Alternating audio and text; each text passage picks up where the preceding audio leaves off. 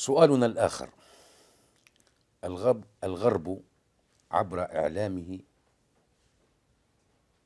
وبعض سياسيه أيضا يحذر من وقوع ليبيا في حرب أهلية. بالمقابل هناك من يستبعد وقوعها، بل ويضعها في خانة المستحيل، استنادا إلى غياب اشتراطات الحرب الأهلية في ليبيا، ومنها الاختلاف الديني والأثني والعرقي. تحديدا، ما هو موقعك بين هذين الرأيين؟ إلى أيهما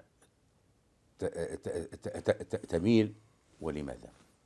أولا، بعض الأوروبيين ولا الدوليين ولا الخارجيين لما يقول لك نحن، أنا دو تسألني نحن في حرب أهلية اوريدي، نحن في حرب أهلية.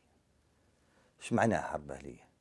لما يكون في كيانات في دولة سواء مبنية على قبائل أو دين أو مذهب أو عرقي أو whatever، وهذا عنده أسلحة وهذا عنده أسلحة ويواجهوا في بعضهم، مش هذا هو الحرب الأهلية؟ إيش معناها حرب أهلية؟ هذا هو الحرب الأهلية.